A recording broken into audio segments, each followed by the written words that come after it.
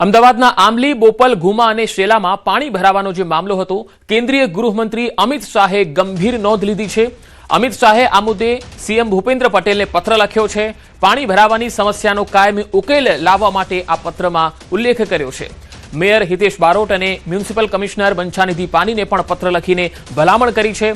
સમગ્ર વિસ્તારમાં હાઇડ્રોલોજીકલ સર્વે કરવાની સૂચના આપી છે અને સર્વે બાદ storm water drainage master plan તૈયાર કરવામાં આવે, નાગરિકોને રાહત મળે એ દિશામાં નક્કર પગલાં લેવા માટે સૂચના આપી છે। જ્યાં સ્ટ્રોમ વોટર ડ્રેનેજ નેટવર્ક ઉપલબ્ધ નથી ત્યાં નવું નેટવર્ક ઊભું કરવામાં આવશે। વોટર લોગિંગ સ્પોટ દૂર કરવા તેમજ વરસાદી પાણીના ઝડપી નિકાલ માટે જરૂરી સ્ટ્રોમ વોટર લાઇનો, ઇન્ટર કનેક્શન અને આઉટફોલ સહિતની કામગીરીનું આયોજન કરવામાં આવ્યું છે। વધુ માહિતી મેળવીએ, સંવાદદાતા પ્રણવ પટેલ મારી સાથે જોડાયા છે। પ્રણવ, આંબલી અને શેલા અને બોપલ આ વિસ્તારો એવા હતા જેમાં 22 થી 25 ઇંચ વરસાદમાં ખૂબ પાણી ભરાયા અને આખા અમદાવાદે એ દ્રશ્યો જોયા જે સ્માર્ટ સિટીનું ધોવાણ થઈ ગયું હોય એવું લાગ્યું। આખરે અમિત શાહે તેની નોંધ લીધી છે। કયા પ્રકારની સૂચનાઓ મળી છે? પંકજ, ચોક્કસ કેન્દ્રીય ગૃહમંત્રી અને જે ગાંધીનગર લોકસભાના સાંસદ છે અમિત શાહ, તેઓએ રાજ્યના મુખ્યમંત્રી, અમદાવાદના મેયર અને કમિશનરને પત્ર લખીને સ્પષ્ટપણે કહ્યું છે કે જે તેમના મત વિસ્તારમાં આવતા આંબલી, બોપલ, ઘુમા અને શીલા જે વિસ્તારની અંદર સૌથી વધુ વરસાદ નોંધાયો હતો અને વરસાદી પાણી છે 2 થી 3 દિવસ સુધી તેમાં રહ્યા હતા, તેના કારણે અનેક સોસાયટીઓ પાણીમાં ગરકાવ રહી હતી, ત્યારે તેની ગંભીર નોંધ લેવાઈ છે અને તેને લઈને જ આ પત્ર લખવામાં આવ્યો છે અને સમગ્ર પત્રના ભાગરૂપે જ જે કહી શકાય કે હાઇડ્રોલોજીક સર્વે કરવાની વાત કરવામાં આવી છે। જી પ્રણવ, હું આપણે અહીંયા રોકવા માંગીશ। હાલ અમદાવાદના મેયર હિતેશભાઈ બારોટ આપણી સાથે જોડાયા છે। હિતેશભાઈ, કેન્દ્રીય ગૃહમંત્રી અમિત શાહે પત્ર લખીને જે સૂચનાઓ આપી છે, કયા પ્રકારની સૂચના મળી છે? જે રીતે મને અમિતભાઈ અમદાવાદ શહેર અને ગાંધીનગર લોકસભાની ચિંતા કરતા હોય છે, એ રીતે 23 તારીખે જે વરસાદ 18 ઇંચથી લઈને 25 ઇંચ જેટલો વરસાદ આપણા વિસ્તારમાં થયો છે એમની લોકસભામાં, તો એમને બોપલ, ઘુમા 2021 ની અંદર જ નગરપાલિકા મહાનગરની અંદર રૂપાંતર થઈ ગ્રામ પંચાયતમાંથી કન્વર્ટ થઈ અને જ્યારે ત્યાંની વ્યવસ્થા નાના પ્રમાણમાં ઓછી હોય અને હવે બોપલ એ વિકસિત બોપલ બની ગયું છે, માટે અમિતજીએ નળ ગટર પાણી માટે પહેલા અગાઉ પણ નર્મદાના નીર માટે આ વિસ્તારની ચિંતા કરી ત્યાં નળ ગટર પાણીની વ્યવસ્થા કરેલી છે અને હવે જે ગટરની વ્યવસ્થા કરવાની છે અને વરસાદી પાણીની વ્યવસ્થા કરવાની છે એ આવનાર દિવસમાં ખૂબ મોટા પ્રમાણમાં જે ચિંતા કરી છે એનો સર્વે પણ આપણે કરી રહ્યા છીએ અને લોકોના જવાબ પણ માંગ્યા છે, લોકોના સજેશન પણ માંગ્યા છે। જે લોકોના ત્યાં વરસાદી પાણી ભરાયા છે એ પાણીનો નિકાલ કર્યો હોય ને એ વસ્તુ થઈ હોય ત્યાં એ પ્રમાણે કરવાનું કહેલું છે અને એનું મોનિટરિંગ કરી રહ્યા છે। આવનાર દિવસમાં મને કમિશનર જે વાંધા સૂચનો મંગાવ્યા હતા એનો અમલ કરવામાં આવશે અને તાત્કાલિક ધોરણે ટેન્ડરિંગ કરી આવનાર દિવસોમાં આપણે પૂરું કરીશું। બોપલ, ઘુમા અને શેલા ઉડા વિસ્તારમાં આવે છે અને આંબલી પણ આપણામાં આવે છે। જ્યાં પણ પાણી ભરાવાની અમદાવાદમાં સમસ્યા છે તે સમસ્યાનું નિરાકરણ કરવાનો પ્રયાસ કરી રહ્યા છે। હિતેશભાઈ, જે હાઇડ્રોલોજીકલ સર્વેની જે સૂચનાઓ છે, આ સર્વે કઈ રીતે થતો હોય છે અને જ્યાં માસ્ટર પ્લાન તૈયાર કરવાની વાત છે એ કયા કયા વિસ્તારની વાત છે? જે વિસ્તારની અંદર નગરપાલિકા હતી ને તે શહેરી વિસ્તારની અંદર જે પાણી ભરાયું છે વિસ્તારની અંદર બોપલમાં, એ પાણીનો નિકાલ કઈ રીતે કરવો વરસાદી પાણીનો એ માટેની વાત છે અને એના માટે કરી રહ્યા છીએ અને વરસાદી પાણીનો નિકાલ થાય અને વરસાદીની સ્ટ્રોંગ વોટર લાઇન્સ નાખવાની ચાલુ કરી છે। હિતેશભાઈ, આ જે સર્વે છે એ કેટલા સમયમાં પૂરો થતો હોય છે અને આ માસ્ટર પ્લાન તૈયાર થયા બાદ ઝડપથી થાય એટલે કરીશું। ખૂબ અવાજ છે, સંભળાવી શકાયું નથી, આપણે કશું વાત કરી શકીએ? જી જી, આભાર હિતેશભાઈ અમારી સાથે જોડાવા માટે। તો કેન્દ્રીય ગૃહમંત્રી અમિત શાહે જે પત્ર લખ્યો છે તેને લઈને મેયર હિતેશ બારોટે માહિતી આપી। તેમણે કહ્યું છે કે આંબલી, બોપલ, ઘુમા અને શેલામાં પાણી ભરાવાનો જે મામલો છે આ મામલામાં હવે માસ્ટર પ્લાન તૈયાર કરાશે, સમગ્ર વિસ્તારમાં હાઇડ્રોલોજીકલ સર્વે થશે અને તેના આધારે જ્યાં ડ્રેનેજ સિસ્ટમ નથી અથવા તો જ્યાં નાની સિસ્ટમો છે તેને મોટી કરવા માટેનો એક માસ્ટર પ્લાન તૈયાર થશે। રાજકોટના જેતપુરમાં યુવકને લૂડો ગેમ રમવી ભારે પડી ગઈ। લૂડો રમતા મિત્રએ જ મિત્ર પર હુમલો કર્યો। યુવક લૂડો ગેમ હારી જતા યુવક પર છરીથી હુમલો કર્યો। નવાગઢ ચોકડી વિસ્તારમાં 2 યુવક રમતા હતા લૂડો। એક યુવક જીતી જતા હારેલો મિત્ર બગડ્યો. મિત્ર રૂપિયા લઈને ભાગવા જતા પ્રતિકાર કરતા હુમલો કર્યો. સાથી મિત્ર યુવકે છરી વડે હુમલો કર્યો હોવાની વિગતો છે. યુવકને ગંભીર ઈજા પહોંચતા સારવાર હેઠળ છે. તો રાજકોટના જેતપુરનો આ બનાવ છે. તેમાં કાંઈ નહોતું. અમે 50 વાળો લૂડો 500 વાળો લૂડો રમતા હતા. તેમાં લૂડો હું જીતો, સમજ્યા? લૂડો જીતો ને તમારા પૈસા આસ્કીને ભાગ્યો ભાઈ. એટલે મેં મારા પૈસા લઈ તો હું તારી પાસે લૂડો જીતો છું. તો 50 પૈસા આસ્કીને ભાગ્યો ને તે એને મેં પૈસા એની પાસે લઈ લીધા ને તે સીધો શરીરનો ઘા કરી દીધો એને મારી માથે. તો વધુ માહિતી મેળવીએ. સંવાદદાતા મુનાફ વકાલી જોડાયા છે. મુનાફ, એક લૂડો ગેમમાં હારી જાય એટલે સીધો હુમલો કરી દીધો. કેટલા પૈસાની વાત છે અને હવે આ મામલામાં શું કાર્યવાહી ચાલી રહી છે? બિલકુલ ચોક્કસ. જેતપુરના લૂડો ગેમમાં રમી પડી યુવકને ગંભીર ભારી. નવાગઢ ચોકડી વિસ્તારમાં બે યુવકે મોબાઈલમાં લૂડો ગેમ રમી રહ્યા હતા. ત્યારે બે યુવક લૂડો ગેમમાં રમી રહ્યા બાદ એક યુવકે જીતી જતા સાથી મિત્ર રૂપિયા લઈ ભાગવા જતા પ્રતિકાર કરતા તેને મિત્ર યુવકે છરી વડે હુમલો કર્યો હોવાની હાલ વિગત સામે આવી છે. મુનાભાઈ મકવાણા નામના યુવકે ઉપરથી સાથી પર હુમલો કરતા યુવક ગંભીર ઈજાગ્રસ્ત થઈ તેને હોસ્પિટલમાં ખસેડવામાં આવ્યા હતા. ઈજાગ્રસ્ત મુનાભાઈને મકવાણા નામના યુવકને જેતપુર સરકારી હોસ્પિટલમાં સારવાર અર્થે ખસેડ્યા અને ઈજાગ્રસ્ત યુવકની ઈજા ગંભીર હોવાથી વધુ સારવાર માટે જૂનાગઢ રિફર કરાયા હતા. જેતપુર ઉદ્યોગ પોલીસ હોસ્પિટલ પહોંચી તપાસ હાથ ધરી અને હાલ તો તપાસ હાથ ધરવામાં આવી છે કે ક્યાં કારણસર થયો હતો તે તપાસ કરવામાં આવી છે. જે લૂડો ગેમના અંદરમાં યુવક ઉપર છરીના ઘા કરવામાં આવ્યા હતા તેને લઈને હાલ વધુ જીરી તપાસ કરવામાં આવી છે. જી મુનાફ, આભાર માહિતી આપવા માટે. અમદાવાદમાં 11મા માળેથી જંપલાવી વિદ્યાર્થીનો આપઘાત. સોલામાં ઉમિયા કેમ્પસ હોસ્ટેલની ઘટના. હોસ્ટેલમાં રહેતા 16 વર્ષીય વિદ્યાર્થીએ જીવન ટૂંકાવ્યું.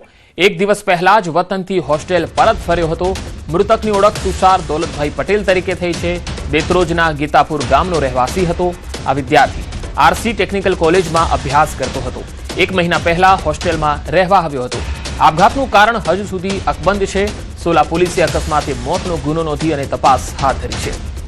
વધુ માહિતી મેળવીએ. સંવાદદાતા ઋત્વિજ સોની જોડાયા છે.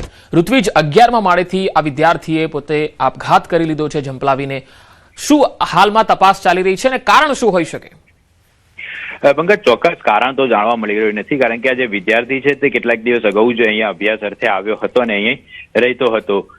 જોકે જયારે આ સમગ્ર ઘટનાની જાણ પોલીસને કરવામાં આવી હતી ત્યારે સોલા પોલીસ ઘટના સ્થળ પર પહોંચી હતી અને હાલમાં જે વિસ્તાર છે તે વિસ્તાર કોર્ડન કરી અને સમગ્ર મામલે વધુ તપાસ શરૂ કરી છે. તેમના પરિવારજનોની મિત્ર વર્તુળમાં તેના જે મિત્રો છે તેની પૂછપરછ કરવામાં આવશે અથવા તો તેની કોલેજની અંદર તેણે કોઈને કંઈ જણાવ્યું હતું કે કેમ તેની પણ પોલીસ દ્વારા પૂછપરછ કરવામાં આવશે અને ત્યારબાદ વિદ્યાર્થીના આપઘાત પાછળનું ચોક્કસ કારણ જાણવા મળી શકશે.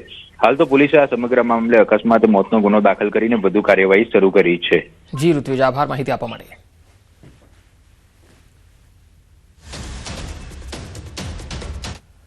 અને હાલ એક મહત્વપૂર્ણ ખબર આવી રહી છે. અમદાવાદમાં મનપસંદ જીમખાનામાં એસએમસીએ જે દરોડા પાડ્યા હતા આ મામલામાં જીમખાનામાં જુગારધામ પકડાતા ડીજીપીએ મોટી કાર્યવાહી કરી છે. દરિયાપુરના પીઆઈ જીવી ગોહિલને સસ્પેન્ડ કરવામાં આવ્યા છે. તો દરિયાપુર ચોકીના પીએસઆઈ અને સર્વેલન્સ પીએસઆઈ પણ સસ્પેન્ડ થયા છે. આ એક મોટી કાર્યવાહી ડીજીપીએ કરી છે, કારણ કે મનપસંદ જીમખાનામાં એસએમસીએ દરોડા પાડ્યા હતા. સ્ટેટ મોનિટરિંગ સેલ દ્વારા આ દરોડા પાડ્યા હતા અને ત્યારે સ્થાનિક પોલીસ જે છે એ અહીંયા ઊંઘતી ઝડપાઈ હતી અને બેદરકારી ફરજમાં હોય એ પ્રકારની સામે વાત આવી હતી. ત્યારે જુગારધામ પકડાતા ડીજીપીએ અહીંયા મોટી કાર્યવાહી કરી છે, કારણ કે દરિયાપુર પોલીસ મથકની હદમાં આ જુગારધામ ધમધમતું હતું. ત્યારે દરિયાપુરના પીઆઈ જીવી ગોહિલને સસ્પેન્ડ કરી દેવાયા છે.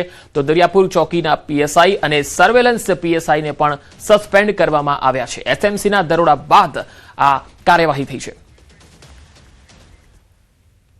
અરવલ્લીના માલપુરના નાનાવાડા ગામે નદીમાંથી મૃતદેહ મળી આવ્યો. વાત્રક નદીમાંથી શ્રમિક આધેડનો મૃતદેહ મળ્યો છે.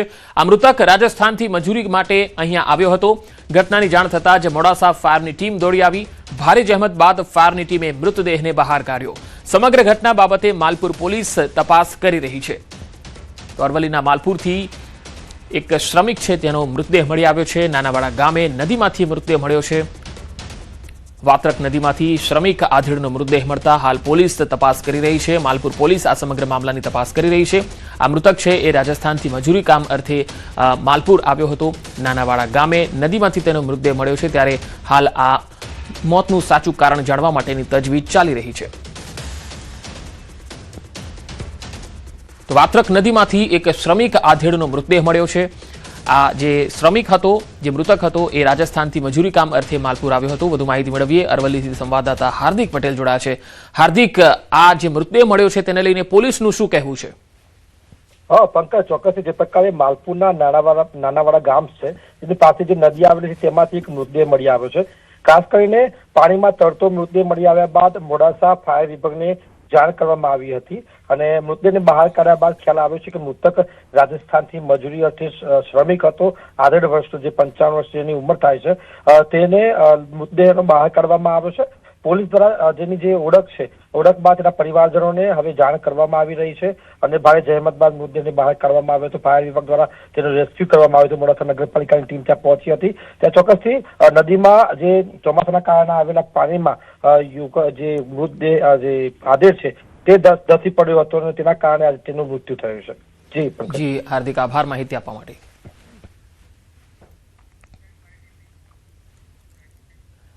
કાનપુરમાં કાર ચાલકનો આતંક જોવા મળ્યો. બેફામ આવતા કાર ચાલકે બાળકને કચડ્યો હતો. સાયકલ લઈને જતા બાળક પર કાર ચડાવી દેવાઈ. બાળકને 100 મીટર સુધી ઢસડવામાં આવ્યો. બાળકે બૂમો પાડી છતાં ચાલક ઊભો ન રહ્યો. કાર ચાલકે ઢસડીને ગલી બહાર લઈ ગયો અને બાળકને રસ્તાના કિનારે ફેંકીને આ કાર ચાલક ફરાર થઈ ગયો. કલ્યાણપુરના આવાસ વિકાસ કૈલાશ વિહારની આ ઘટના છે. ઈજાગ્રસ્ત બાળકને હોસ્પિટલમાં સારવાર માટે ખસેડાયો છે. આ ઘટના બાદ કાર છોડીને આરોપી ફરાર થઈ ગયો.